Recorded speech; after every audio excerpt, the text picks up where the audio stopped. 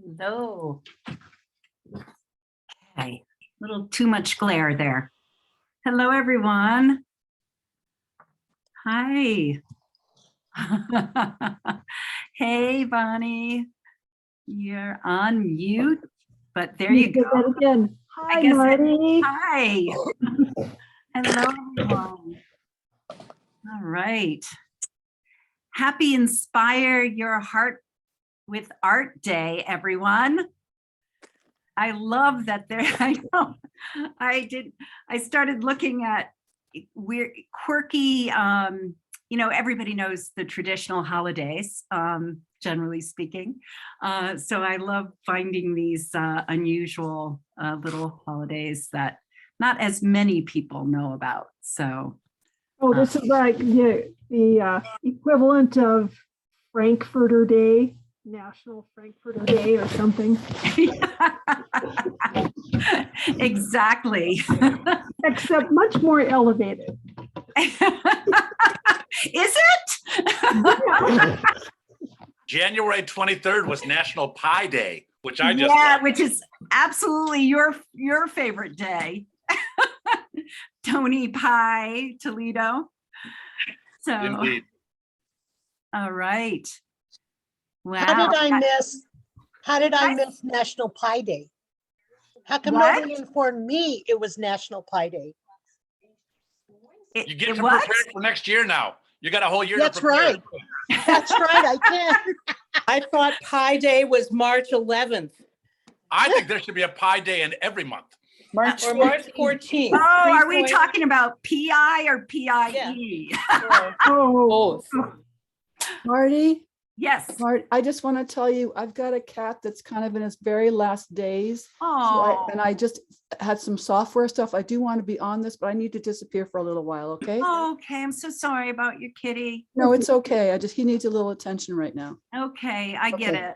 Thank you. Totally get it. So, hello there. All right. Well, we are expecting a few more people. So, but here we go.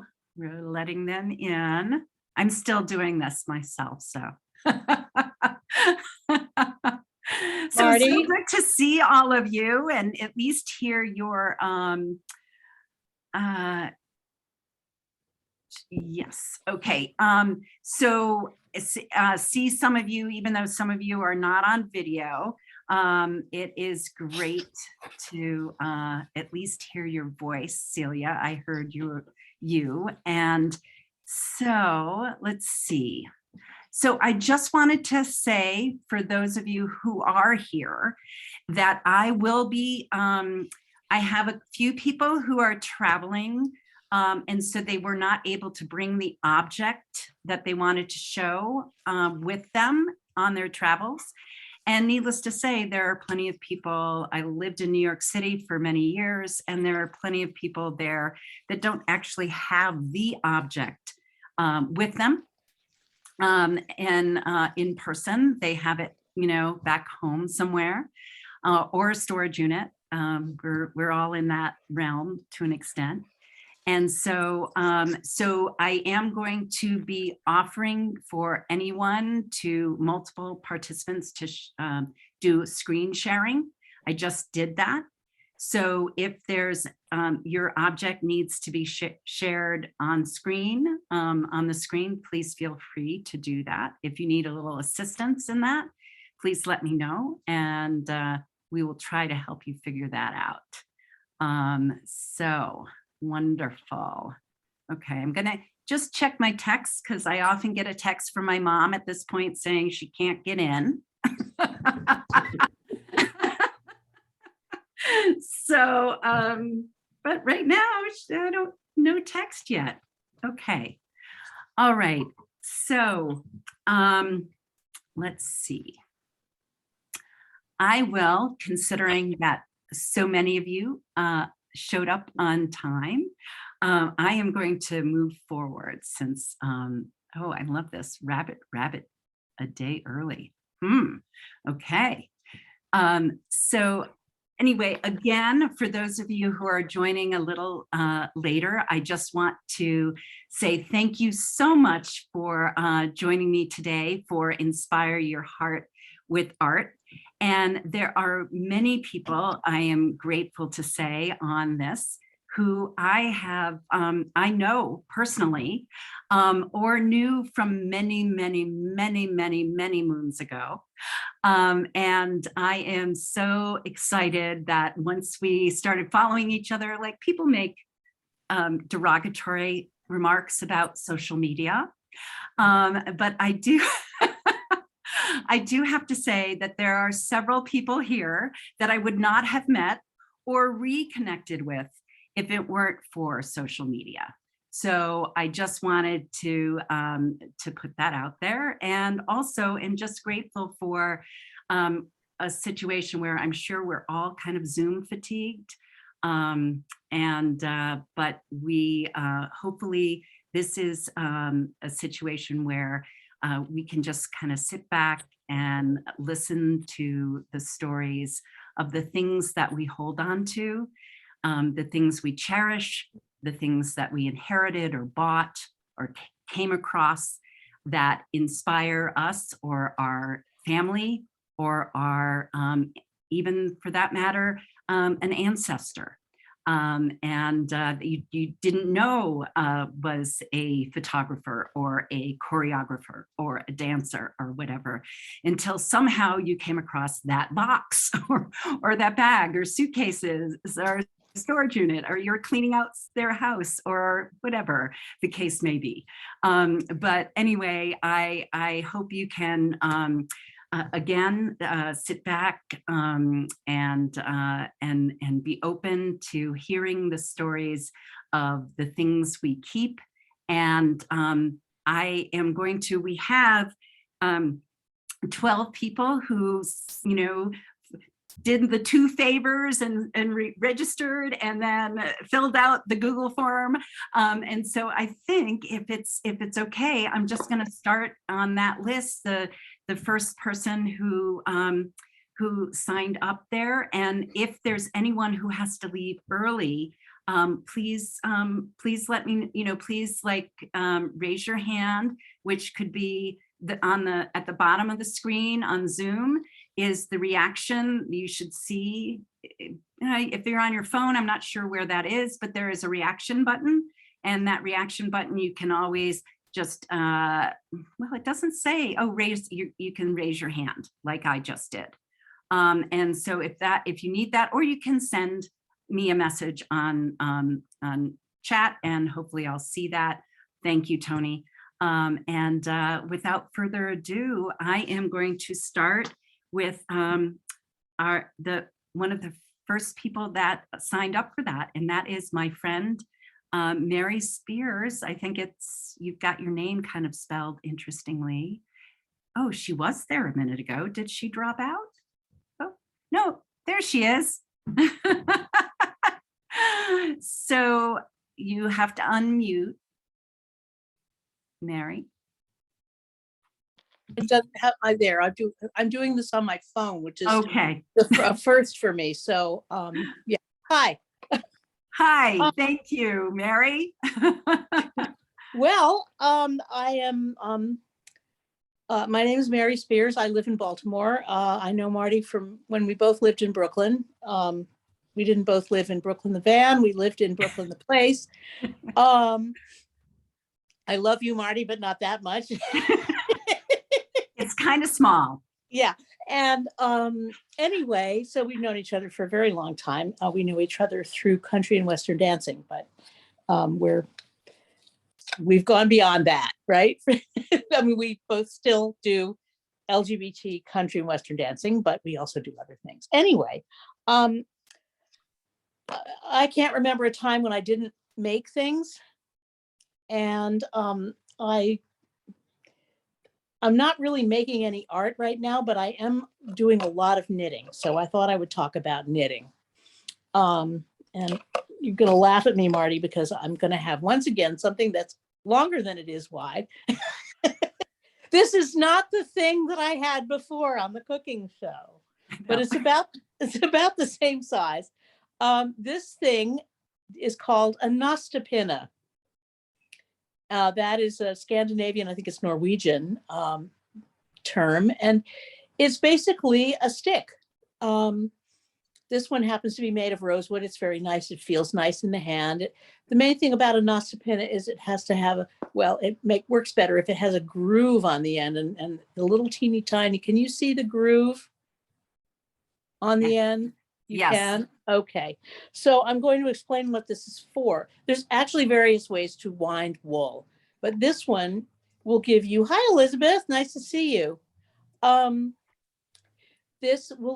This is a ball that I wound on this Nostopian earlier. And what's nice about it is that it makes a very nice, neat ball that the ball doesn't roll, which means that you get less twist when you're knitting. I don't know how many of the rest of you knit, and it has, you pull from the middle. Okay. So you do that. Again, there are various ways to do it, but the Nostopian is the oldest way. I'm not seeing Marty. I'm seeing a black and white still of somebody. Is this okay? Can Yes. you all still see me? Okay. I can see you just fine. Okay, Sorry. great. That's all right. So what you're doing is you're trying to make something like this. Now, some wool comes like this, but some wool, anybody else out there knit or crochet or anything? You don't, but I know you don't, but maybe other people do. Anyway, you might also get it looking like this. And this you can't really use the way it is because you pull it apart and you see that it's just a big loop. And if you try to use the loop this way, it'll just tangle in no time. So you want to wind it into a ball and you attach. I've seen them sold like that. Yeah. So you don't want to use it like that. This is the way it comes right off the spinning wheel. Oh. Okay. Oh. Right. So I love I get a history lesson when I'm I know. married. So you might have seen like in movies, like old movies where like Mama is sitting in the kitchen by the wood, the black wood stove, and Papa is holding the thing in his hands like this so that she's winding the wool around, right? Yes. Well, if you don't, you can do it that way. But and you could try to put it around your knees if you don't have anybody to hold the stuff for you. But you can also use one of these things here. Wait a minute. Now this is going to be difficult. This is why I used the phone. But you can also use one of these things. Oh, you yes. See it? Yeah. Yes. And you pull on it. Here, where's the? So I put another ball, another skein, it's called, or hank, and you see it just does that. So it's very nice and light, and it holds it for you. So, but I'm going to show you how to use this Nostopian. You can buy winding equipment if you want to. Did I just leave? No. No, you're there. You're still I'm good. here. We can Okay. see you. Okay, so. And I do want to say, while she's setting up, I just want to say, what about knitting isn't art? Oh, well, it's a craft. Okay. Yeah, and it is also considered to be a fiber art, depending on what you do with it. Yes.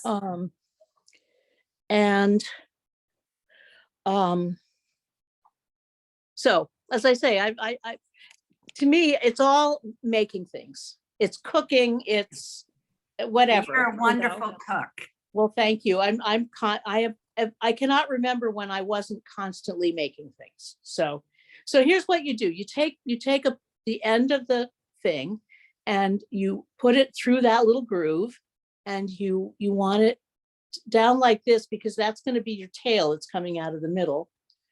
And then to get it started, you'll see exactly what it does.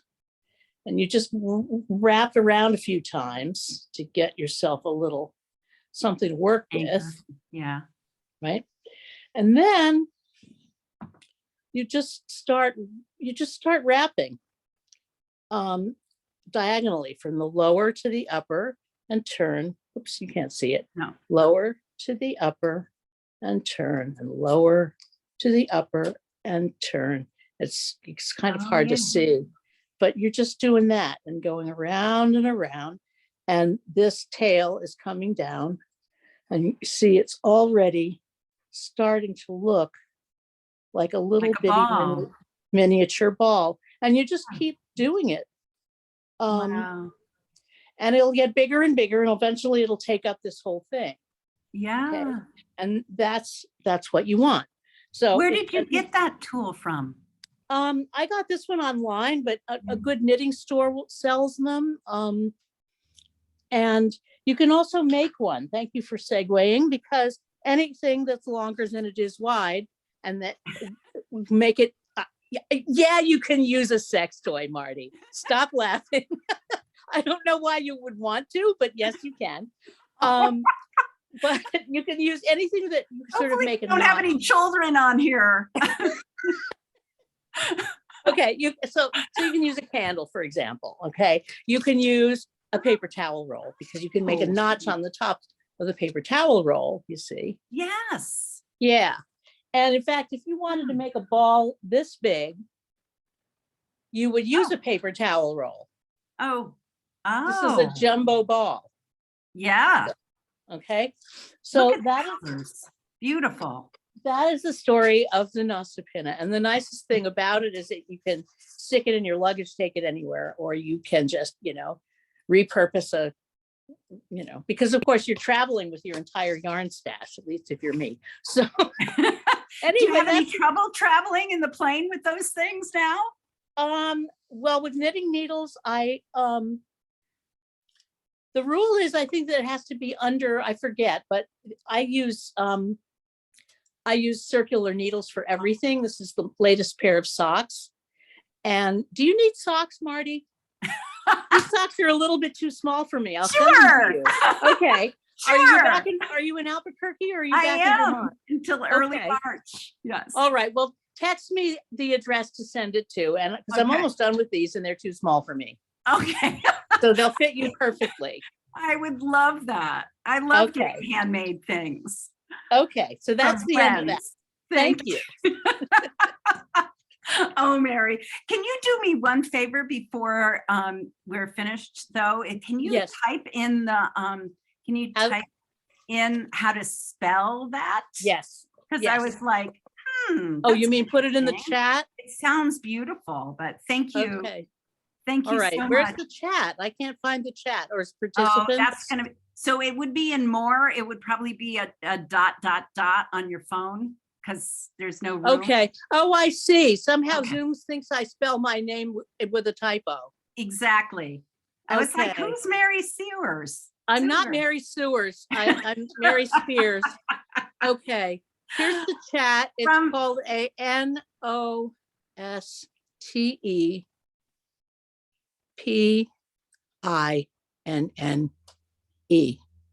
Awesome. And that's your spelling bee question. Nostopinne. Nostepinne. Nostopinne. Just learned something from you, and thanks for starting us off. I really You're welcome. appreciate it, Mary, and joining me, because you are always a great supporter of mine, and I truly appreciate it. So Well, thank you. because Robin Brooks, who I met through through Personal Historians, the Association of Personal Historians, and then the Personal Historians of Northeast Northeast Network. Northeastern Network she is dealing with the end of her kitty's life. So we're going to turn over the floor to her to come to us, be the second person. Oh, we have another kitty there. This is MF. Oh, Yes. nice. So Robin, I'm Yeah, so sorry. I feel so bad, because I really wanted to hear you guys. As soon as I saw that you were doing art, Marty, that was just so cool, because And I missed what I'm supposed to be doing, but somehow relating the person who's in my ancestry to my own work. Is that right? So it's just anything, any Anything. photo or object or Okay, thing, like you okay. can describe it, Okay. even. Okay. And that tells your, what inspired you, what inspires you now, Okay. Okay. anything, because Oh, she's a fabulous book designer, and I know she does a lot of other art, but thank you. take it away from here, Robin. Okay, thank you. I want to screen share 2 images. One is my mom's, which I love because, oh, hang on a second. I have to get them completely here, which they will be in a second. Let's see. Let me just stop this for a second. Okay, desktop and I'm so sorry. That's okay. No. I mean, this is all often new technology. It takes a minute. It's not You're new for patient. me. It's Well, really because I'm leading but- these workshops all the time, but I yeah, just but you're wasn't- dealing with your Yeah. kitty situation, and that makes Yeah. it even more stressful. Okay, so here we go. Okay. So, okay, so I'm gonna now, that can be off, and then I'll screen share. This is the one I want to show you first. This is my mom's. And I love the fact that these are pheasant feathers, but she misspelled it. Peasant's journey. And I love that because she was raised dirt poor in the Midwest, Bible Belt, Illinois. And yet she fought her way to being, she went to the Art Students League in Chicago, then she went into New York, whatever, something. She was an illustrator at Stearns Brothers in New York City. She just, and she's been, creating art all her life. Oh God, I'm so bad. I'm so sorry. No Oh problem. shoot. Just hang on a second. Turn that phone on. Sure. Okay. All right.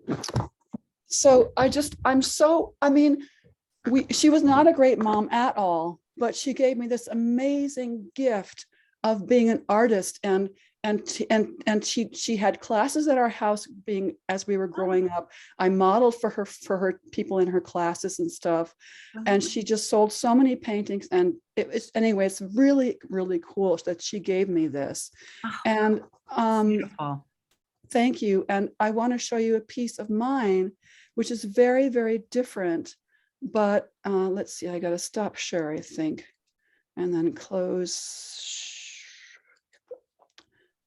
this, and then, okay, and then screen share again. And I am working on this right now.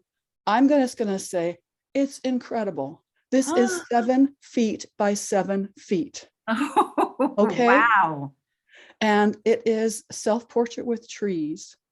And trees are really, that's why I'm just so upset that I can't stay with you, because I feel like I'm this, pretending to be this big, huge artist or something, which I guess I am kind of, but I really wanted to listen to you guys. And I'm so sorry, but I have to take care of my little boy. I mean, seriously, I think he's going to be gone like tomorrow or the next day. It's just, of course. Anyway. And this Thank you. will be, we are recording this. Oh, cool. I'm so glad. And I will listen to it. Good. Awesome. So, trees are just so incredible to me. They've been really healing for me all of my life. And there's a particular grouping of trees or area that I call fairy woods. And I've just gone in there and gotten so much healing from them. So one of the things I love about this piece, this is on 2 layers. There's 2 pieces of canvas, 2 layers of canvas. My face is on 1 layer, and then I did the trees on a 2nd layer, and then I'm going to be going in and painting with fabric, basically swashing fabric for the forest floor and for some greenery here and there, for her hair, for the sky, so that's going to go kind of in between the trees and stuff like that. I always figure stuff out as I go. I never do the same thing twice. It's just crazy. But I love the fact that I really wanted to have these trees be magical. I wanted to give them honor.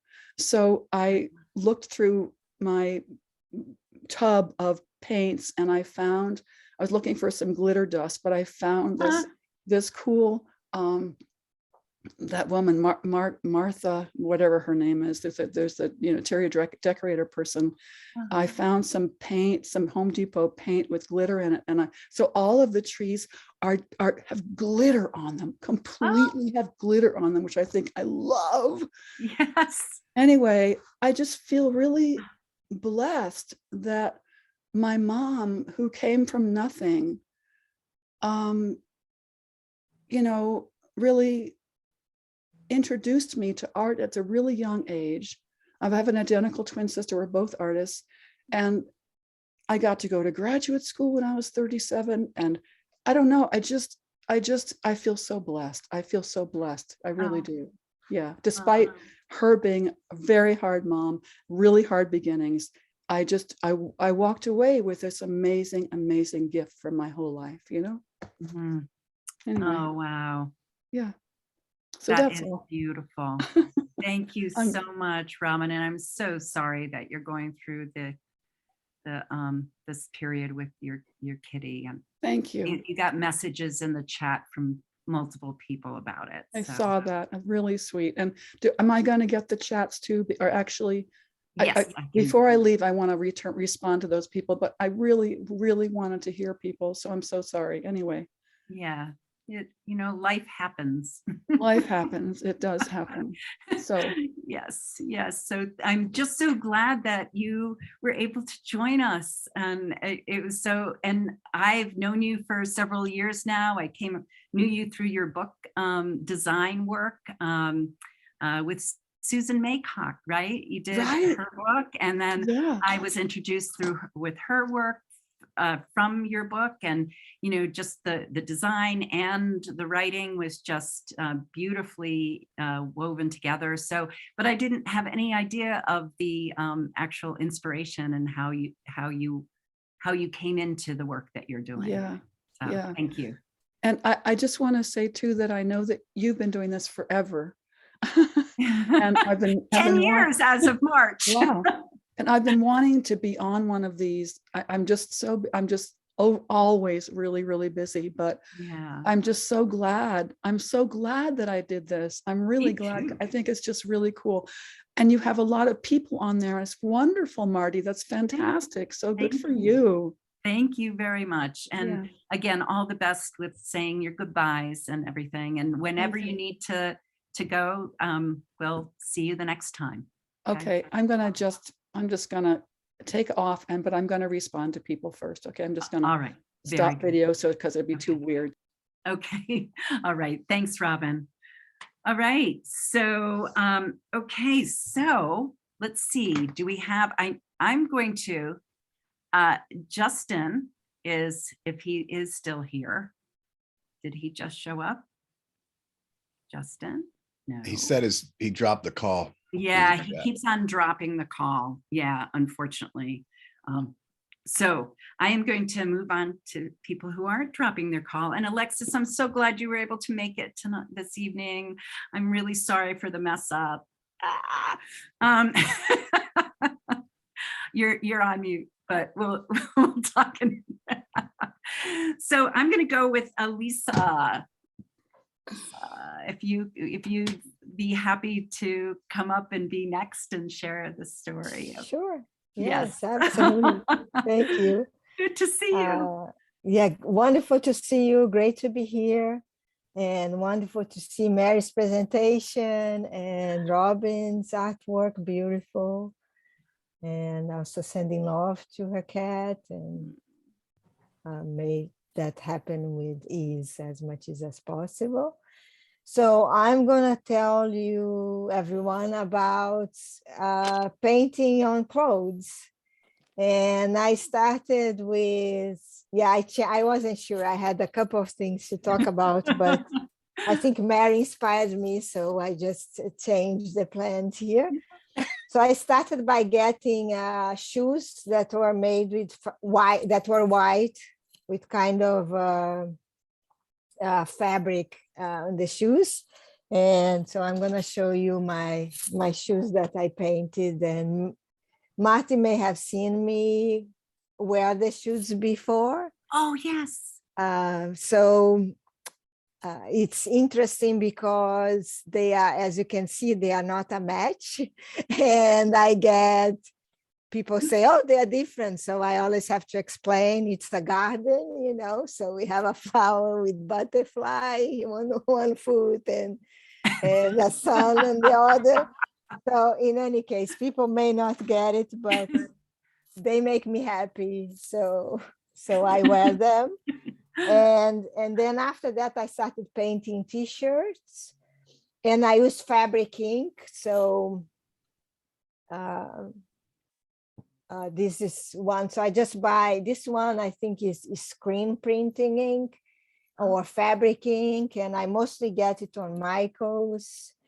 And I don't put anything on top, and it can go my clothes that I paint that you can put in the washing machine, and they are fine.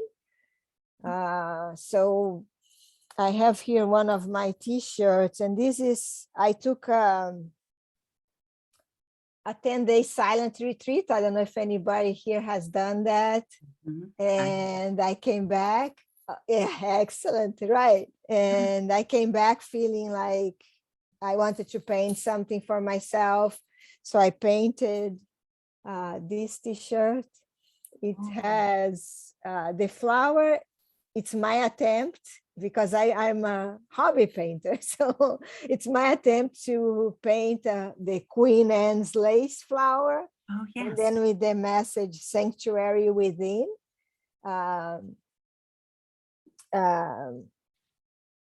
Because the Queen Anne, so I usually get the message of what I want to paint, like the phrase, and then I Google which flower represents this. So the Queen Anne's lace, one of the things that it represents is sanctuary. And then I went up to painting my wedding dress a few years ago. So that was interesting too. Yeah, so that's my share is painting on clothes, and I enjoy it. Of course, I have my walls here are with my canvas painting with just acrylic paints, but I really enjoy painting my clothes, and it makes me feel like, to me, it's like I'm being authentic when I'm wearing my own things, even though I get some strange looks when I'm wearing those shoes, but that's okay. I can live with those. Yeah. I was going to say, I don't think that you're unfamiliar with it being different. True. Yes. And I met Elisa because she is an amazing support for small businesses as well. She's been doing that work and helped me through a Power Up Brooklyn business plan contest. And so we've known each other for years and years and years. And she also is a wonderful writer. And she's written 2 books, one, like, I don't know if it would be a children's book, but it's for creative souls, I would say. And the other one is kind of too, because it's about, listening to others, like, don't we all get tons of advice? Unsolicited or not, and they can be competing. And so it's, listen to others, but so what's the title of it again? It's actually Ask Others, Trust Yourself. Trust Yourself. And they're both a big delight. So maybe you could drop that in the chat. Sure. And before I move on, poor Justin is in Mexico right now, and I guess he's having some internet problem. So Alexis, we have actually 2 Alexises here. So Alexis from Rehoboth, I was referring to the other Alexis who it said the automatic email sent out saying it was the event was at 2 o'clock today. So sorry for that confusion for both of you now. So sorry about that. So speaking of which, how about Alexis from Rehoboth sharing your story? And thank you so much, Elisa. It was so delightful always to see you. Thank you. Hi, everybody. I'm here in Rehoboth Beach, Delaware, And I cannot believe how much snow we got. This is like insane. But anyway, it's been sort of magical on one level. And as a painter, I just love looking at how the shadows appear against the snow and things like that. So I guess for me tonight, the painting that I'm going to show you is called Burnt Woods. And it's the first painting I ever did. I've been painting since 1985, and it's sold. And my former partner bought it at a gallery, my first show, and gave it back to me as a gift. So it means a lot to me. And I was just pretty excited to do this tonight. So believe it or not, this painting happened at about 11 p.m. at night or something like that. I had my children, I have two boys, they're grown now, but they were young. And I said, Crayola paints. I'm kind of bored. I can't get to sleep. What can I do with this? So I happened to have a watercolor pad of paper because I was trying to get them to paint and everything like that. So I picked up their Crayola paints and I actually came up with this painting. So if you can see it. Not sure if you can. Oh, yes. Okay. Beautiful. Kind of big. I was going to leave it on the wall and run into the room where it was hung and show it from there. But I guess what it showed me was that I went into a gallery and it was in Baltimore. And Mary, I don't know whether you've ever heard of this gallery. It was called Angelina's and it's in Fells Point. And she is such a cool, quirky woman. I don't even know if she's still around, but she said to me, because I was like so sheepish. I mean, this was like my first experience going out into the world, you know, and I'm like, I don't know what I'm doing. So I went into her gallery and I was just looking around, head down, looking up at the art, head down. And she said, you, yes. She said, are you an artist? I said, no way. I'm just looking.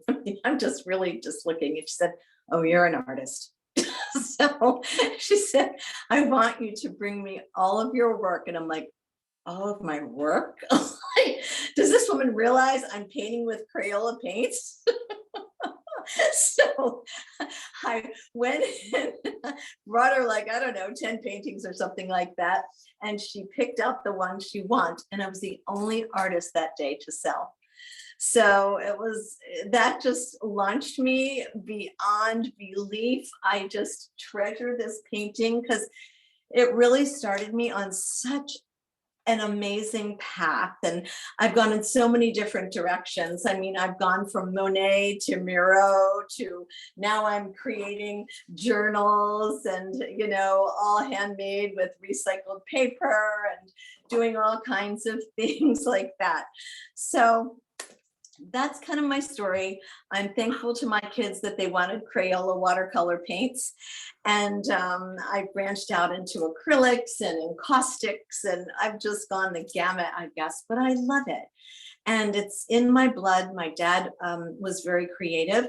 My brother's creative. Both of my children are so talented. They're excellent artists. My son, younger son, was a street artist, and then he, you know, just did all kinds of cool things. He has a painting in Baltimore at the Visionary Arts Museum on permanent collection.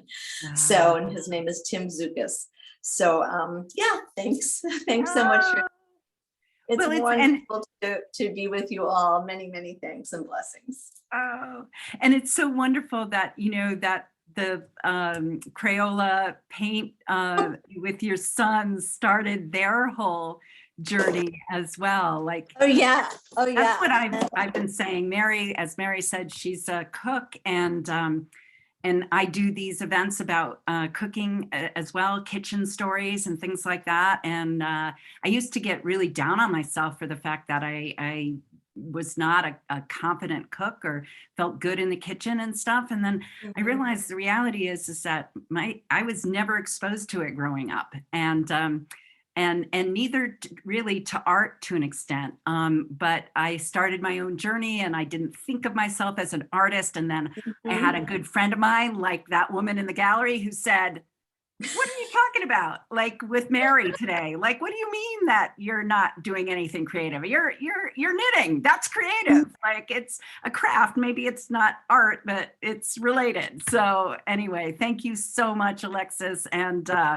And Alexis also didn't share the fact that she got into making beautiful mermaids. And my girlfriend, Judy, I found out, loves mermaids. So I got a mermaid that was custom made with silver hair that is hanging in our house here in Albuquerque. So thank you so much, Alexis. Oh, one last thing. Yes. This is the Crayola paints that I painted with.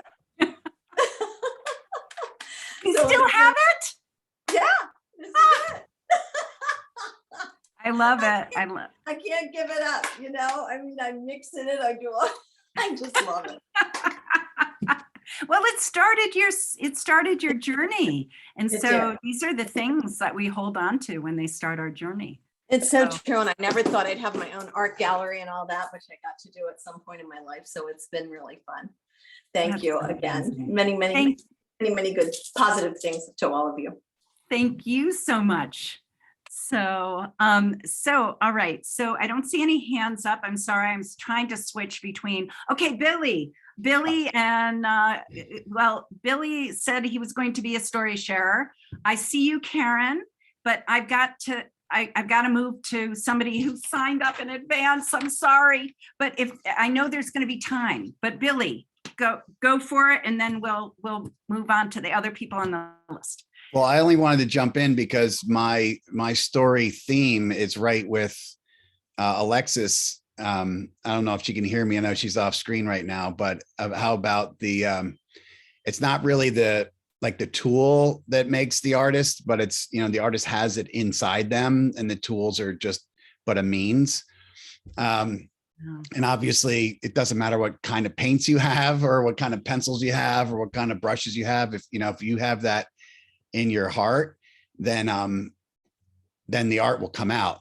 And so, Alexis, I don't know if you heard me talking, but I jumped in because I wanted to. Okay, you did.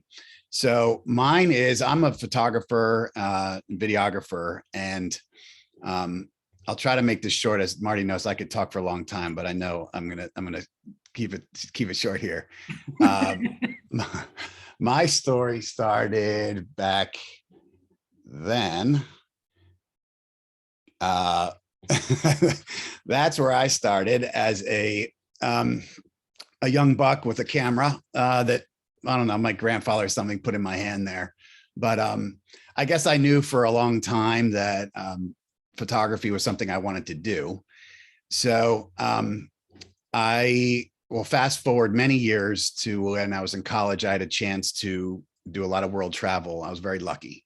My family was very into travel and they made it means, gave me the means to do it. So I always count my blessings there.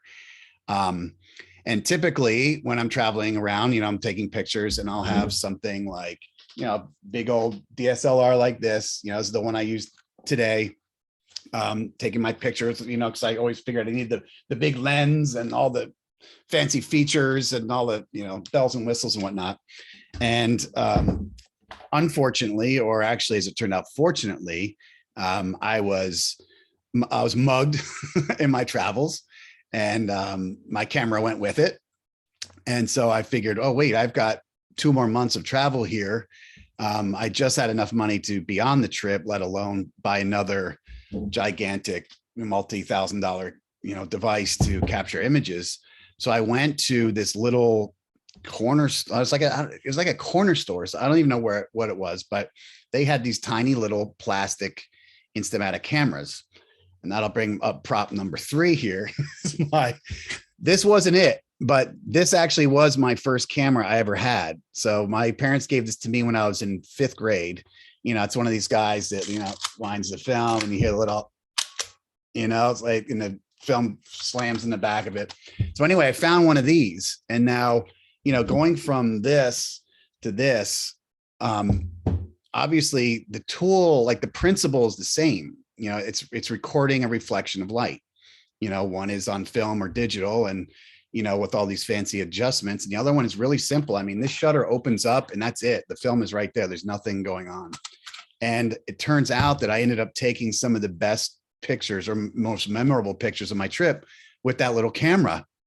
And I'll show you one of them that I happened to find. I didn't happen to find it. It's on my wall. And I had to take a picture of it with my camera. So it's not the best reproduction of it, but this was in a township in Cape Town, South Africa in 1991. And these kids, came up to me and were just goofing off and playing. And I asked them if I could take their picture, and they said yes. And so I got that. And now this is, I ended up being a teacher. I ended up working with kids. I mean, this picture kind of epitomizes my relationship with kids and with photography and capturing people in their elements. And it had nothing to do with the tool, or the technology. It was what I love to do. The moment came to me, I went with it. I didn't have it, just like Alexis, grab the Crayola crayon pencils and you do it, So I guess the end to my story would be if you are an artist or you're not an artist, or you think you want to be an artist, or you don't think you're an artist, and you don't think you have the right tools, or I don't have the right paints, this isn't an expensive paint set, or this isn't a great camera, or these aren't the best needles, this isn't the best thread, whatever, forget it. Doesn't matter, because if it's in your heart and it's in your mind and your head, you can do it. Just put your mind to it, grab whatever you have and make it happen. I think there's lots of really famous artists that have multi-million-dollar paintings for centuries that they weren't using the most modern technology. They were crushing up clay and making things on their own. And, I just want to inspire people that don't let the tool get in the way, just go out there and do your thing. So I love thank you for it. your time and I listening. love it. Thank you so much. I love that first picture. I'm going to have to see it again of you and the with your as a little kid, Billy. All right, one more time. There you go. I hope somebody gets a picture of this. Melissa, somebody take a picture of this, or Billy will have to show it.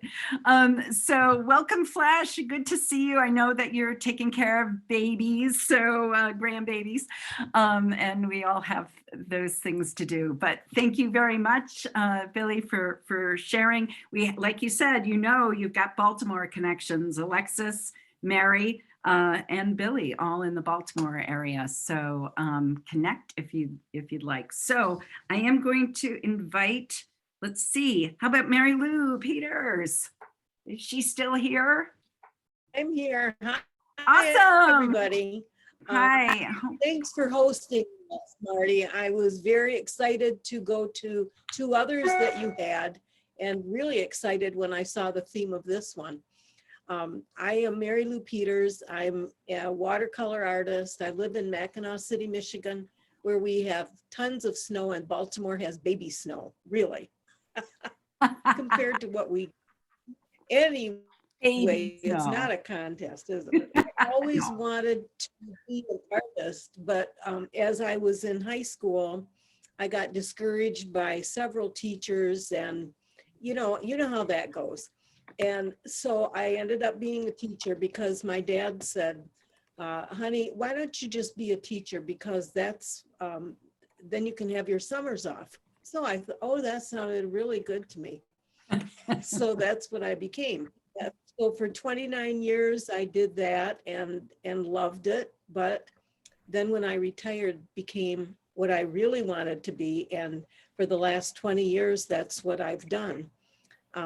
I do all kinds of media now, but after my husband died, I needed to fill my time with something else. And my a group that I belonged to was looking for a watercolor teacher. And somebody said, well, why don't you do it? I said, I am, I wrote lesson plans for 29 years. I do not want to start this up again. No more lesson plans, no more anything. Well, I went to my cupboard the other, well, it was like the next day, pulled out a mug for the morning, and it was this one, and it says, "Why not me?" Well, gosh, why not me? Why don't I just try this? And so I did, and I became a teacher, and I absolutely loved it. And so that's what I've also done. And anyway, there is a picture behind me of, it's a Jamaican scene. It was done by my uncle, who we had no idea was an artist until after he died.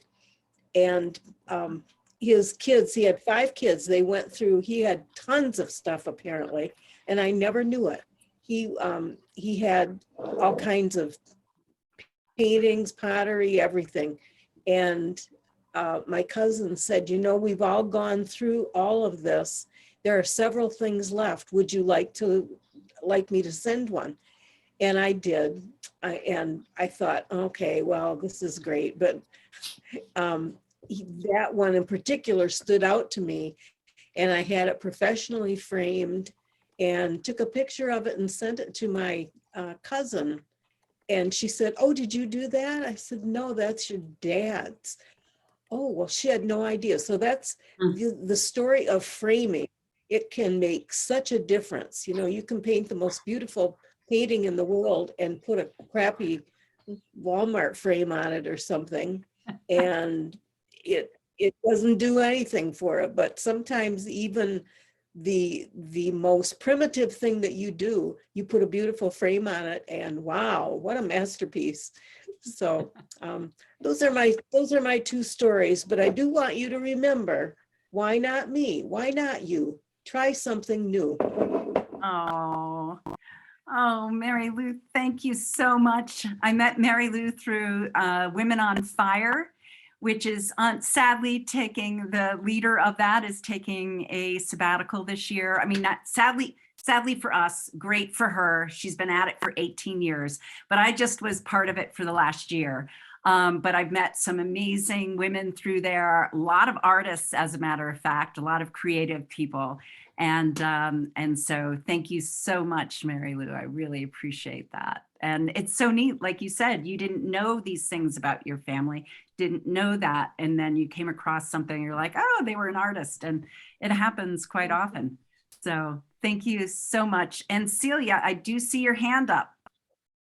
You want to come off mute, and do you have a question to ask? Okay, I'm not sure, I've never done this before. So do I start a video to tell my story? So can I ask you to hold just are you going to be able to stay on for a little bit longer? Mm-hmm. Awesome. Then I just want to get to a few other people who signed up to share, but there's going to be time for other people too. So I'll add you to the list, honey. I'm glad you're here. Okay. So should I put my hand down? I'll take care of that. Don't worry. Okay. Okay. Thank you.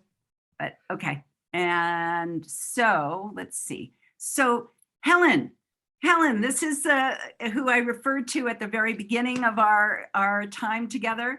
I knew Helen when I was in high school. I was best friends with her older sister, Mary Cat, who's now out in Arizona, who I'm hoping to see when I hit the road west this time from Albuquerque. But I didn't know that Helen, I didn't know until recently that Helen is quite an artist in her. And Mary Cat always was too, very creative family as well. And anyway, I'm just so delighted that when I asked her if she'd like to show and tell, she said yes. So without further ado, take it away, Helen. I know, and I think it's been 40 years. which is just amazing. Right. And it's so good to see you and hear you again. It warms my heart. I can't wait to tell my sisters.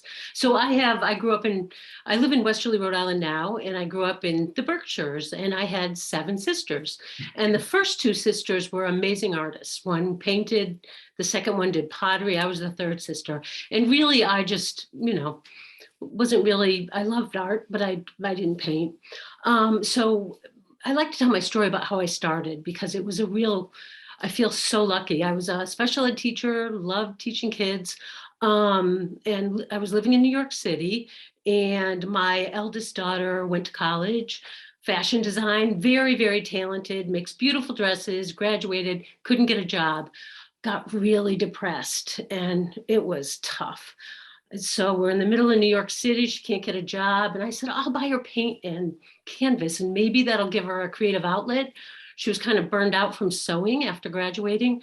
And so, she got more depressed. And as all us parents know, when your kids get depressed, you get depressed.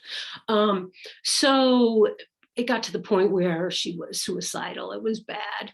So I went out and got paint and canvas, of course, trying to get her, a therapist as well, but got paint and canvas and just set it on the table and said, oh, maybe if I leave it there, she'll pick it up. Well, she didn't, and she was so low. And so I started painting, and I loved it. And I couldn't believe how much it lifted my spirits. And I haven't stopped. And since then, I've painted probably hundreds of canvases, and I've been very fortunate to sell like 100 canvases. Now, keep in mind, some of those are, 4x4 little ones, not all big ones. So it's just, one of those things, like the theme of many people, that it's just amazing. You don't even know it's in you, and it's in you. And it's just, it's really, I call painting my new best friend. And I like to paint. I actually like to give classes too, and just try to help others to realize, that you never know what's in there. And it doesn't really even matter what it is. It's just the process of painting is amazing. I did bring a picture that I wanted to share, and let's see if I can get it on here. This is going to be over here. Yes. And so Marty's been in here. This is at my parents' house. This is my dad, one of my paintings. And at my parents' house, where, I think it's fun that Martia sat at that table. And it's just another example of getting through tough times by painting. My dad started, to deal with Alzheimer's. And so I was at the Berkshires while my family was at the beach in Gloucester. And I was with him, and I was like going crazy because I'm an active person who likes to do stuff. So I started doing this big, huge painting. And so he's just posing in that picture, just pretending that he's painting. I sent it to my family at the beach, but boy, did it help me deal with my dad, as he had held out Alzheimer's. And it's helped me just in so many ways, as the hard things in life happen as parents get older, as kids struggle, that type of thing. So that's really, I just wanted to share my story of how I got started painting. And I do feel like I'm one of the luckiest people in the world, because I have this new best friend that never gets mad at me. All I have to do is pick up my paintbrushes, and it's always there. Oh my God, yeah. Helen, that's so beautiful. And how is your daughter doing? My daughter is fantastic, and it's so great that she knows that I talk about this, and that she's, I don't know. I feel like she got me started. I never would have done it. I don't think. I really don't. I never had a desire, and I kind of felt like the 2 older sisters got the art gene, and it missed me. But she's fantastic, and she's creating, amazing jackets in New York City. Oh, and so wow. That's great. Yeah. So. Oh, and the second daughter I have too also has an artistic. She's a teacher as well, but she paints a little bit too, which is just a nice outlet. Yeah. It seems very healing, being artistic, however it is. Right. I think that it's meditative. Right. Like when for those of you who don't know, my first business is called Memories Out of the Box, and I create one-of-a-kind visual narratives for my clients' photos, documents, memorabilia. So I'm basically a visual storyteller with all of these things. And when I'm doing it, when I'm in the middle of it, like everything else is gone. Like I'm not thinking about my stresses, you know, the bills, the challenges, the relationship, anything. I just lose myself in that, and that we all need. Right, we do. And I think it's really helped so many people get through COVID. And it's helped some people realize, okay, I need to figure out what I'm going to do when I retire. And maybe I'll start doing something, you know, for fun, a passion, whether it be anything, knitting, cooking, painting. Right. So, Painting. Exactly. Well, I did want to say my mom's on this call. At least I don't know if she's not on video, but hopefully she can hear. So, Mom, do you remember? Hi, Margaret. hello. Do you remember Helen Roy and Mary Roy? I don't know if she's going to turn off her. Yes. She might be on her phone. Sure. Yeah. Well, I anyway, remember her. But I remember your house, and you know, so many good memories. And I look forward remember to that telling me. table. Yeah. Yeah. We'll And all the let's connect again. sisters. Yes. I was always jealous of Helen and Mary because, you know, they came from a huge family and I had one older brother. And so, and I was going through, at the time, my family was going through a divorce. My parents were going through a divorce, and Helen and Mary's parents had been together forever, it seemed. And so I was just so jealous. And so it was nice to be a part of that family. And they eventually lived almost across the street where I moved with my dad once. So it's wonderful to reconnect. And like I said, I'm reaching out to Mary Cat to see about getting together. Yeah, she'd love it. March or April. So oh, great. Yeah, That's great. So, thank you. Thank you for doing this. It's wonderful. Thank you. I love the stories. Yeah, me too. Me too. I've learned so much about it, and you know how healing it is and connective and all of that. So thank you. So it looks like some people are needing to drop off, but I wanted to go to, how about, is Justin still here? He's been having serious problems with his internet, but he's here. Justin, take it away while you're still on. Thanks, Marty. I changed something up. Can you hear me fine? Yes. I changed something on here and it seems to be working better now. I am from Louisville, Kentucky, but currently at an Airbnb in Cancun, Mexico. And I was sitting on the couch back there, and then now I'm sitting on a couch cushion on the floor because it's closer to the router, wherever it is in the building. And that seemed to help as well. So I have a painting that I wanted to share. I'm a digital artist and do digital paintings and portraits. And so the piece that I was going to share today is one of my earlier paintings that I did based on a photo that my partner took while she was working in Smoky Mountains National Park. So this is a view from the top of Mount LeConte in the Smoky Mountains. Let me go ahead and see if I can get the screen share going here. Is that working? Yes.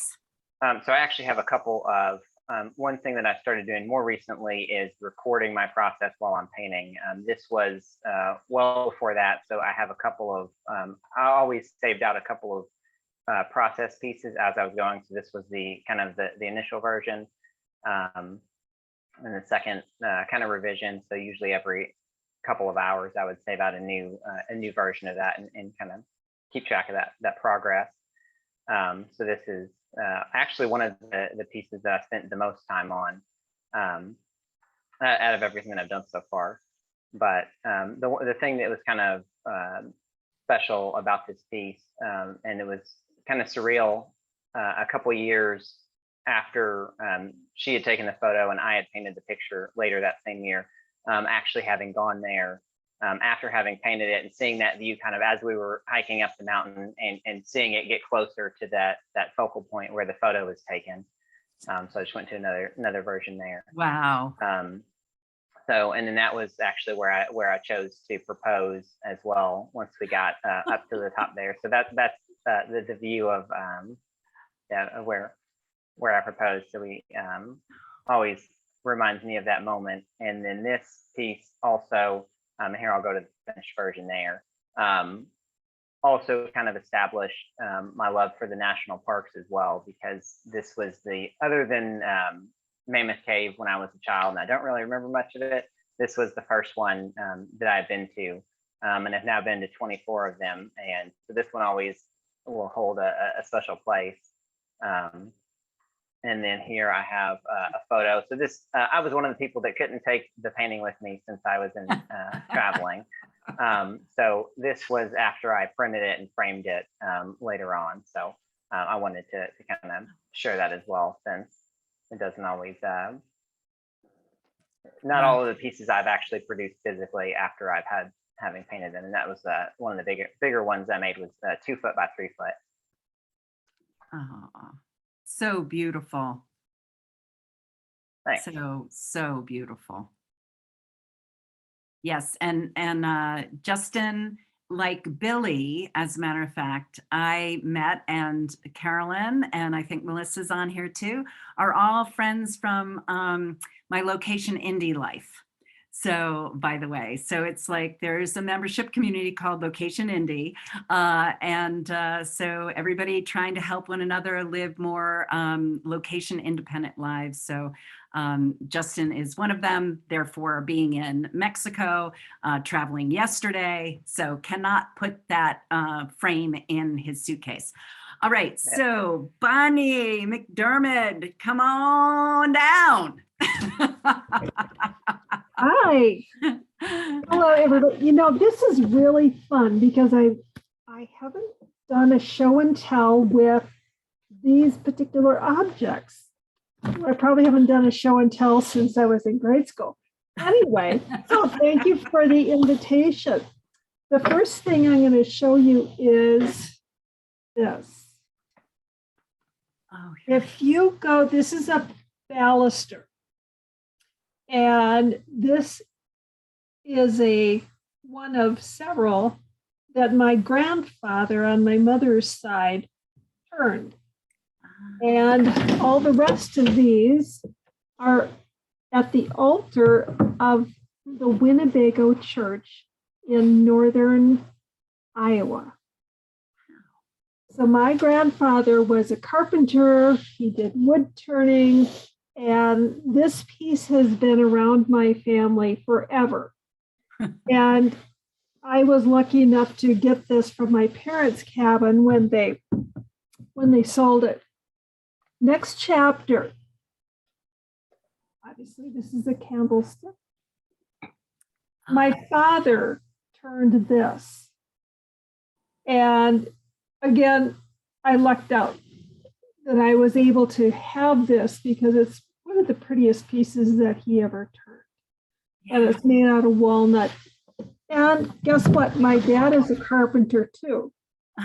It kind of go on from both sides of the family. We have this love of wood. So, oh gosh, maybe 30 some years ago, maybe a little longer ago than that. I hate counting things in multiple decades. You know, but a while ago, my dad taught me how to do wood turning on my grandfather's lathe. Oh, wow. And it was just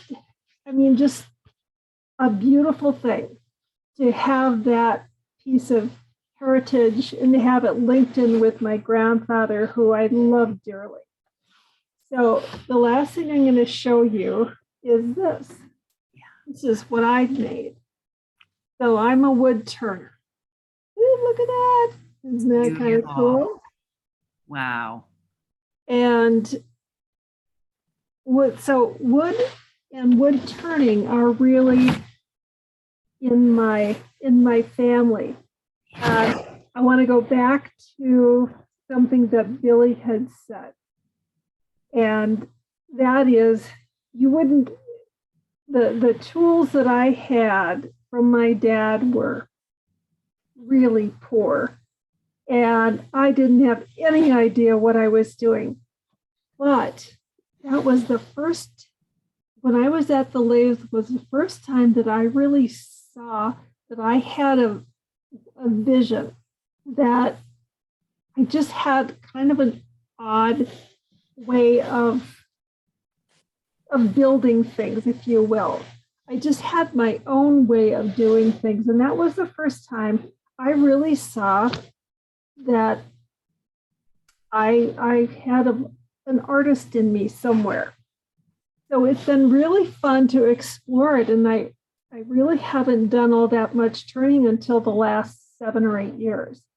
So this is a lovely familial piece of heritage as well as an art form that I get to work on now. Oh my goodness. That is so gorgeous. And I do have to say that Bonnie did go to a show and tell once. It was when we first met each other. Well, not since elementary school. So she's gone to it once since then because she didn't understand my doing these show and tells. So we were sitting at this conference, this Women in Business conference, and I said, can you tell me about that ring that you're wearing on your hand? That's right. That's right. You know, your curiosity and pulling stories out of people, I think is so. And she goes, this whole thing. It's a really cool thing to do. So thank you. I so appreciate the chance to tell my family story and to show off these really pretty pieces that I cherish. They're amazing, and that you have them through the years and you have that woven through your family is amazing. And by the way, Bonnie is also an amazing wordsmith. So not just a woodsmith, but a wordsmith as well. And so I really, she's helped me with some of my copy over the years, and it's been a real pleasure. So thank you. Thank you, Marty. This is really fun. Appreciate your kind words. Thank you, always, Bonnie. All right, so next up, Tony Toledo. If you're still here, there he is. Yep. All right. I mean, I think it's funny. Marty and I met. My ex-wife was deaf. Uh-oh. And when we had our commitment celebration back in '91, Marty came over for a wedding gift and gave us interpreting, which was just fantastic, and been friends since then. Years can go by and you don't reconnect and stuff. So I have made my living as a storyteller for 30 years, going to elementary schools and telling stories in libraries and birthday parties and hanging out at Cub Scouts and such. But that's not what I was going to talk about tonight. I mean, Marty, I just made a letter. I sent it out to my friends and put it on Facebook. I'm retiring on April 22nd. So I saw that. I've got Social Security coming in and all that. And I said, I just don't want to do all the marketing that I've done, but I still have the stories in my head. So I got to say too, that it's so inspiring hearing everybody's story tonight and just the stuff that everybody's doing with art. And, you know, Marty, she mistakenly thinks that I'm Mr. Nice Guy. But when the divorce, this came about because Justin showed his beautiful picture. This painting was done by my ex-wife's cousin, and I gave it to her for her 40th birthday. And when she didn't want to be married to me anymore, I hid this painting and kept it. So it's done by her cousin's wife, Laura Chenicek. And a lot of her paintings, she put zippers in. And I just love this. Zippers? This was in the Berkshires in Mount Greylock. So I just love that. So I kept that. And the thing that I was going to tell everybody about tonight is being a storyteller. I love words so much and I love reading so much that if I see a novel and there's a sentence there that grabs me, I like suck into it and I write it down. So a friend of mine knew that I like to draw a little bit. And she had seen an article in the New York Times, and she sent me the article about a woman in New York City who drew on coffee cups. So she would take a blank white coffee cup like this and get her coffee, and then she would go home. And so I thought, I can do that. So I got Sharpies, and this was all black Sharpies over here, just the regular ones you get. So I drew all over the cups. So it's like having fun. This was a border that I had around a rug in my hallway that I just loved. And I thought it was so cool. Like when it goes vertical, there's 4 up here and only 3 down here, but your eye doesn't see it. This was a thing I saw at the Museum of Contemporary Art in Boston. I said, oh, I love that. So I can draw that. So I just riff on things. I took one here and put my hand around it. And then this was in the Boston Globe. So I just sort of riffed and added different things as an illustration for Grimm's Brothers. And having these things, and just where you see the circle, when the circle's not there, in between them, and dancing elephants over here on a grapevine. And then I got some colored Sharpies, and I thought, wait, let me see if I can do any of these. And my favorite one with the colored Sharpies was this one with the daisies over here. And I just left that white one there. And then just weird ones over here. Robert Crumb, that was a riff on his. And my friend had a coffee shop in Salem, and she drew this, the witch coming out of the steam out of the coffee shop, out of the coffee cup. And I just love that.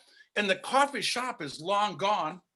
And I was drawing on those, and I thought, wait a minute, I got this old car that I got from a friend of mine. When her mom died, she didn't need it. Her mom bought it new in 2003, and it was white.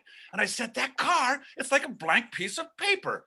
So I drew all over the front of this 2003 Honda Accord, or Honda Civic rather.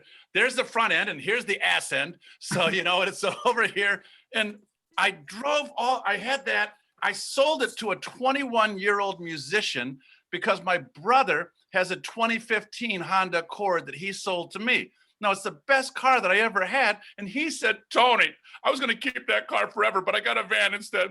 Don't draw on it because it'll break my heart. And I said, Bobby, you know who you sold it to. So I'm looking into white Sharpies and silver Sharpies. And then I'm going to work on that car. And then here in Beverly, people are charging $3,000 for a 2-bedroom apartment to rent, which I just find like outrageously expensive, horrible, way more than my mortgage, all this stuff.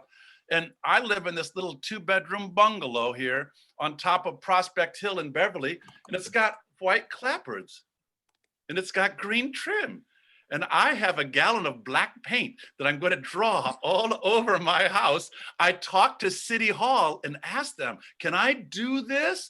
And the woman said, well, I don't know. Let me check. And she said, well, Tony, you can't put a sign on the side of your house. You can't paint hire Tony Toledo storyteller. But if you want to put any designs, you can. And she thanked me for coming to City Hall because she said, I'm pretty sure your neighbors are going to call. So and I was going to do it last summer, but I really like all my neighbors.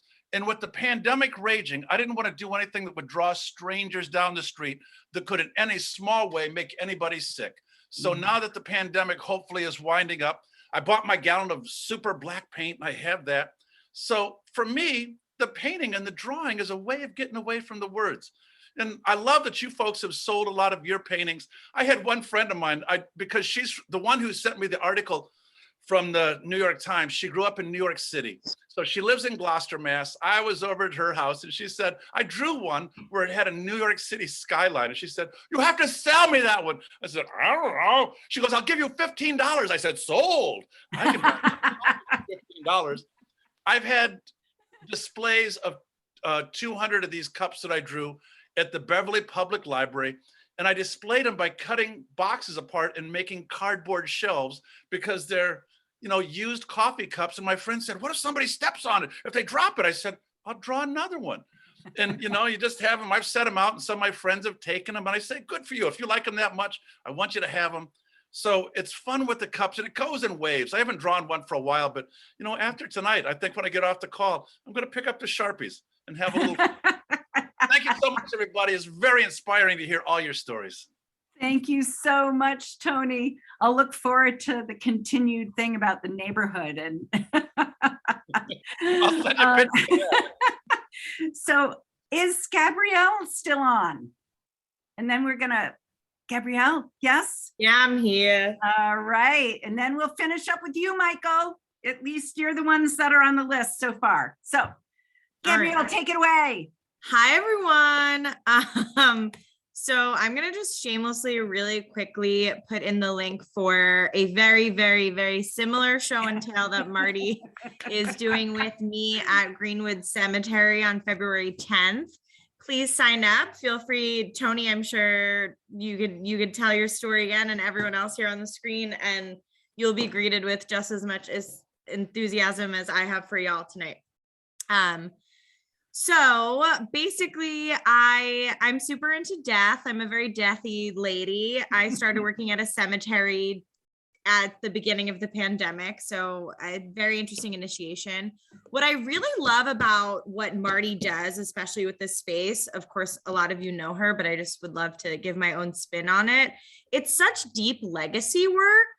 And if that's a phrase you're unfamiliar with, like, please look it up because it's so neat. It's all about how we like continue through our ancestral line, or like through someone, you know, we just really cared about, like the things that they left with us, the art, the quick stories that we hear in a room full of strangers, anything and everything to do with that. So I'm just going to show you. The funny thing is my 93-year-old grandmother has an Instagram and like is better at texting than my boomer mommy. It's ridiculous.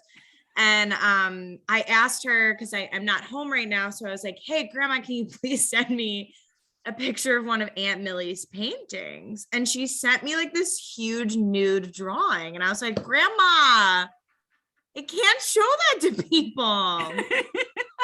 She goes, well, Aunt Millie drew it. What's wrong with it? So I'm going to show you a painting of tomatoes she did instead. That's far more appropriate. I was like, you're going to have to send the tomato picture right now.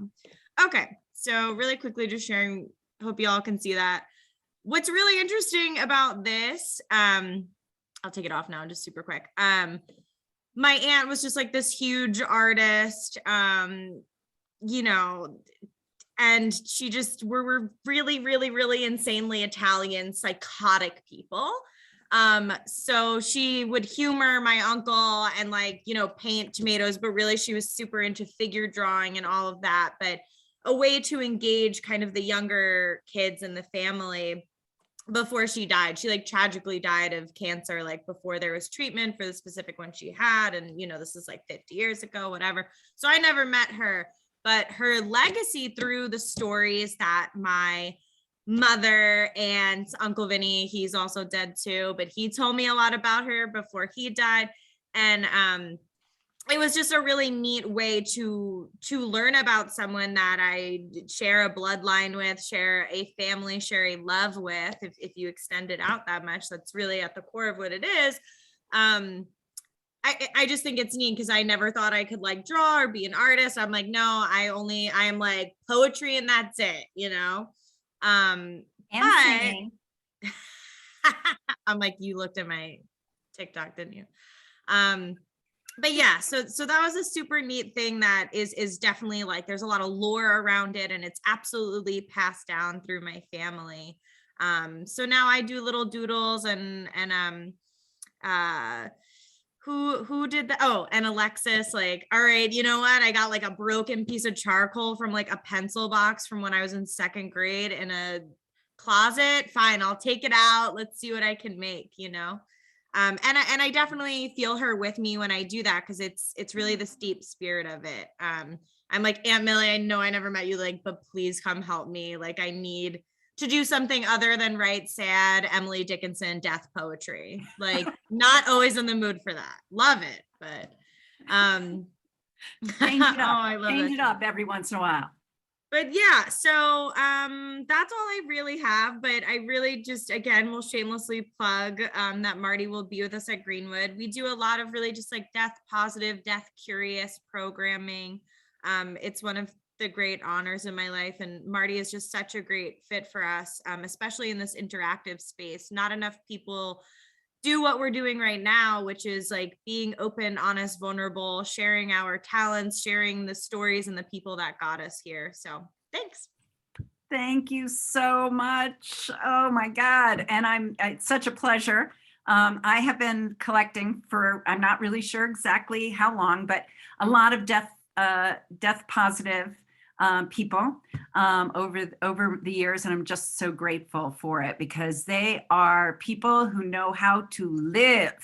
Because if you prepare for a death, you are much better at managing what life throws at you and putting it all into perspective.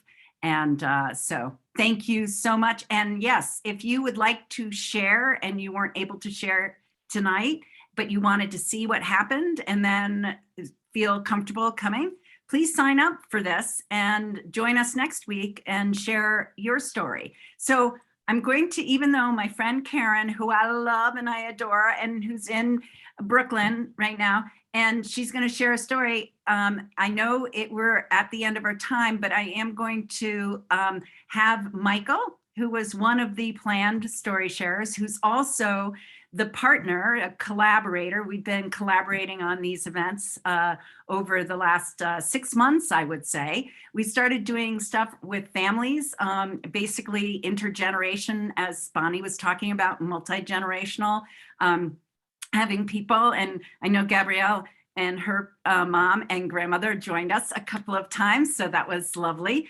And so, but now we're working on some artist inspiration and tools things, because Michael, as you can see maybe from his background, is a newly published author, novelist, and that is his first novel. And he and we have it here. Judy has a copy of it, and we're so proud of him. And so, take it away, Michael. All right. Yeah. Thank you, Marty, for that. So yeah, it wasn't intended to have my background for this, but I've had it up because I hired a publicist and I'm doing a bunch of interviews on various podcasts and YouTube channels. So it's been my background for everything. So it just shows up on our masterminds. It shows up whenever. So I never really know what's coming up. But yeah, so do it. You have to do it. You have to promote yourself. Yeah, so that is my book. In terms of, I'm just so inspired by seeing all these artists right now. Like I love drawing, but I am not. I wouldn't say I'm good at it. I don't know. I love it so much. But my daughter has this knack at art. She is just killing it. So like I don't know. Maybe I don't know where she got it, but we'll see. So I'm on the writing side. What I'm going to talk about, I'll try and make it real quick.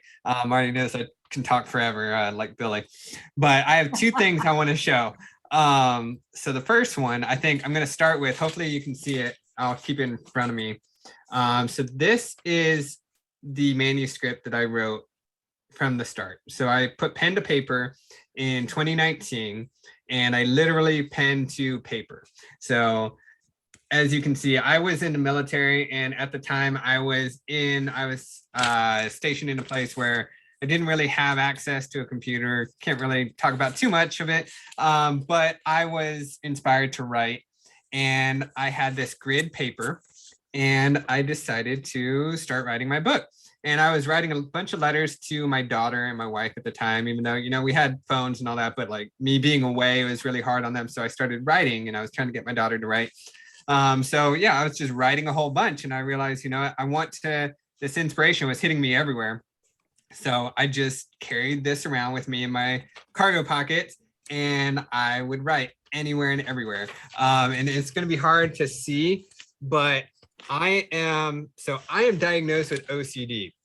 And if you can see here, you will understand that, I don't know if you can see it, but I counted every single word of every single paragraph of the first 10 chapters, because I had in my head, I was a new author. I had no idea. I just knew, I had my wife look up, like, what are your standard paragraph lengths? What are your standard book lengths and all that? So I had no idea what I was doing. So I was like, okay, well, I'm going to write this out and count it out, make sure I have my paragraphs, have my chapters and everything.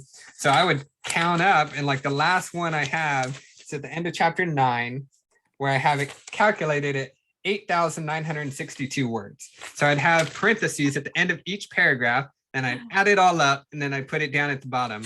And then as I went through, I started doing a whole bunch of this, where you would see scratching out entire paragraphs that I hated because I wrote in pen. I don't know why. I still harp on my daughter for using pen when she's doing her schoolwork, but for some reason I used pen, not pencil. But yeah, so the first 10 chapters were all written in hand. finally got to a computer and I never looked back. I started using computer after that. But I'm going to keep that because it's just really fun to look at the first draft.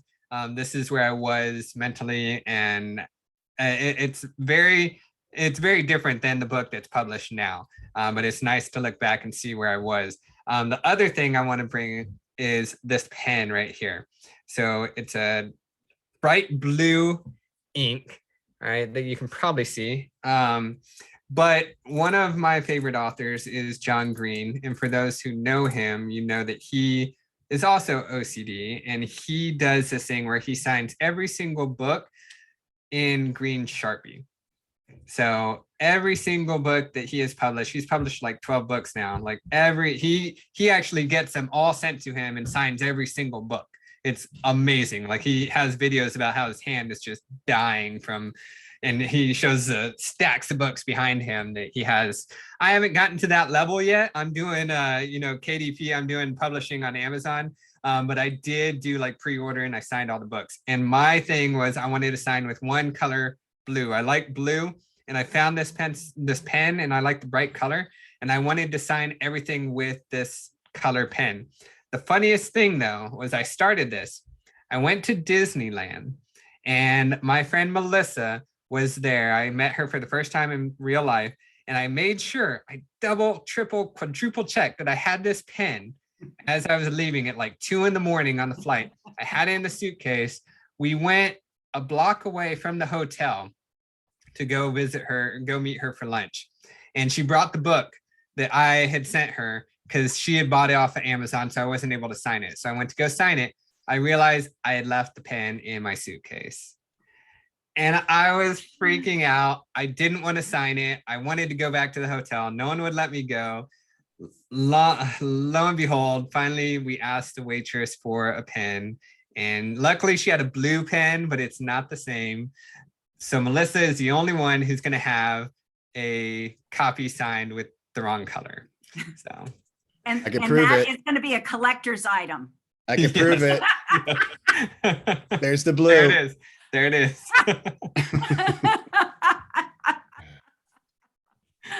Oh my goodness. Wow. Well, I also wanted to do a shout out. My friend Mary, who started us off, ended up introducing me just like a little over a week or so ago to Elizabeth McCain, who's here. And you'll notice that I will be collecting and saving the chat. So please feel free to put in your contact information, your handle, all that. Elizabeth is a fabulous storyteller. I've known of her, but Mary ended up saying, "Do you know this person?"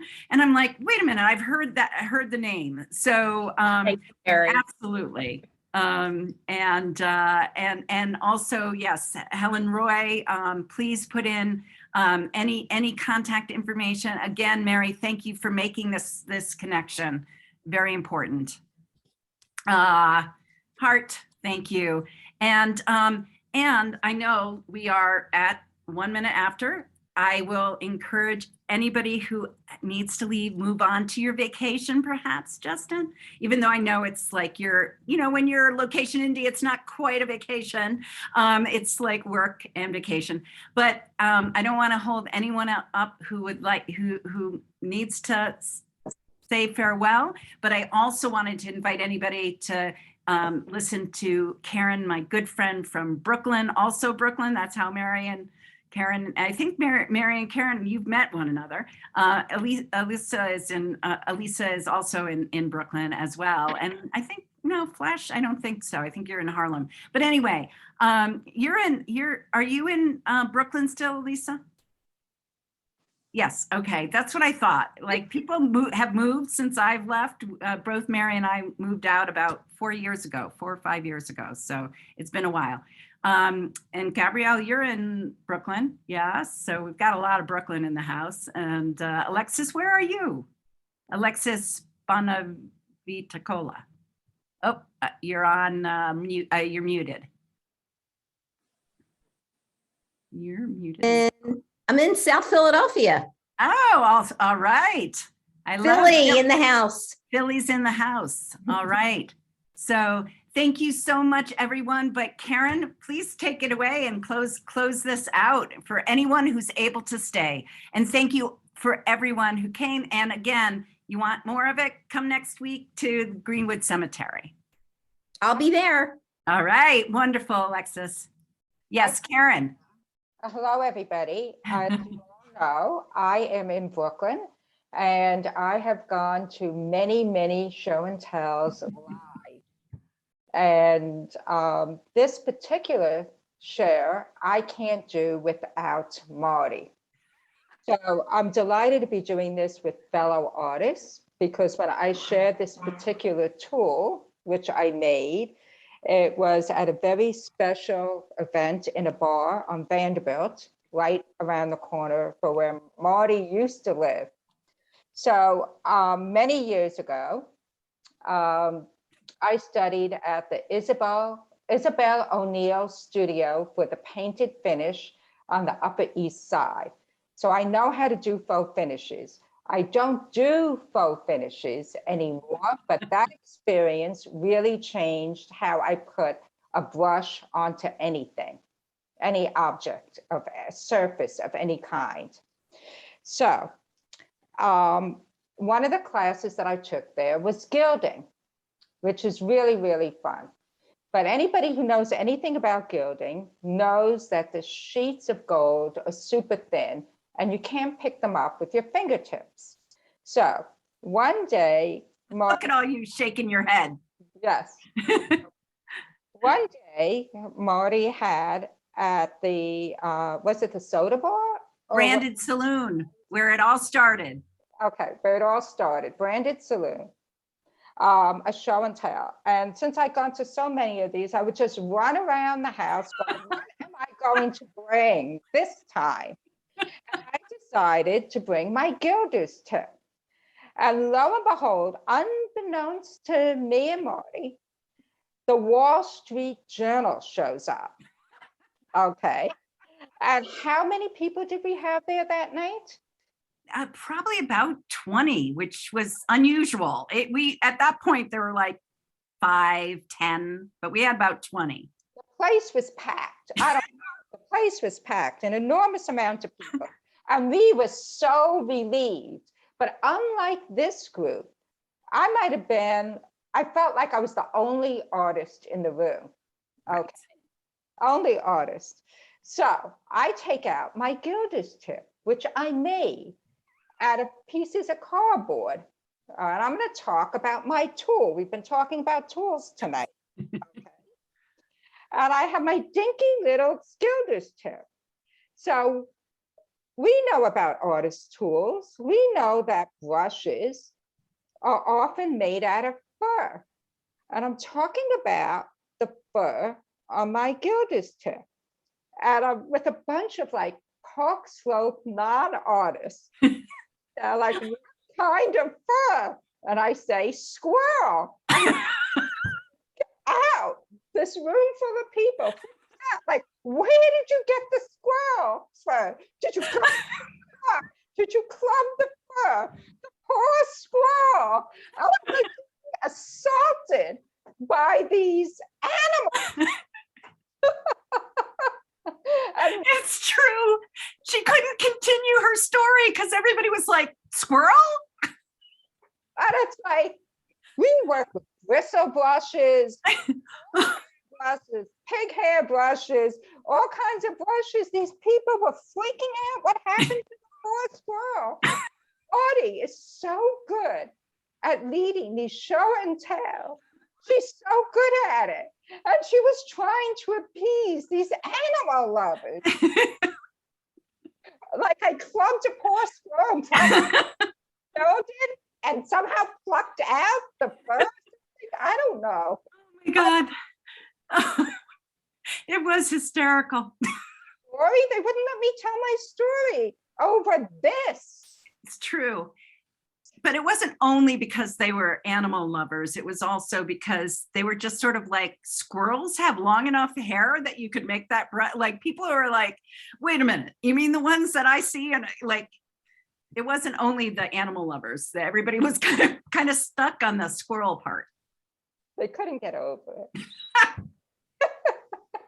I think it was one of the more memorable between. The Wall Street Journal was going to write about this. Absolutely. The poor people. Anyway, what do I do? By the way, just so you know, how do you pick up gold sheets with this? Because you can't use your fingers. What you do, just for information, is you rub it across your nose, so it picks up the oils from your face, and then you take the gold and you gently pick it up like this, and you could then transfer it to whatever surface you want to use. See, she didn't even finish that story. I think so, but it's so soft that today I use it to tickle babies' bellies. But I think I did pass it around so people could see how soft it is. But can't do that virtually. Yeah. Yeah. So you rub a squirrel on your face. Thank you, Billy. See where we're going? This is a perfect way to end our story. Or, you know, somebody saying, oh, you mean like on the wall in the Metropolitan Opera House, that's somebody's nose oil? Ew, gross. Right. Every time you go around and you see gilding somewhere, somebody's had their nose oil on it. And somebody was doing this. And then I'm glad you stayed for that story too, Justin. That's great. I did It not really see was that so funny. What, Alexis, what? see that coming. Right? Well, I am so glad that I do want to, again, if you're a fan of dystopian novels, that is what Michael didn't have a chance to talk about his book, but it is a dystopian novel, and it is going to be a series. And Billy is part of my mastermind, and he's already read a bunch of it, and he says that you can't put it down once you start it. And I am still a fan of holding things in my, having the, an actual book, as I understand ebooks for their ease, especially when you're traveling in a 21-foot Winnebago Travato. But I do still love the actual book. So I don't know if you can see, but I got a pile over there that I carry around here in Albuquerque, and then some of those will go into the van when I hit the road.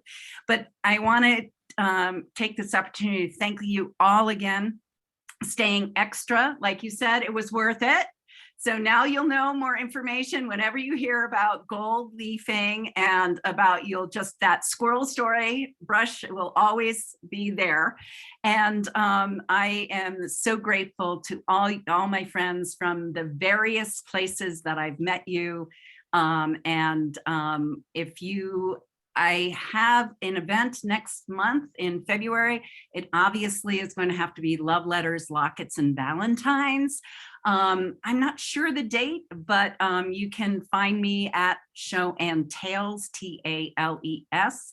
And if you know anyone who is looking for a unique way to market themselves that feels good and does good, mainly hosting these events as a way to market yourself, I am opening up my membership community as a gift, as my 63rd birthday gift to myself at the end of February.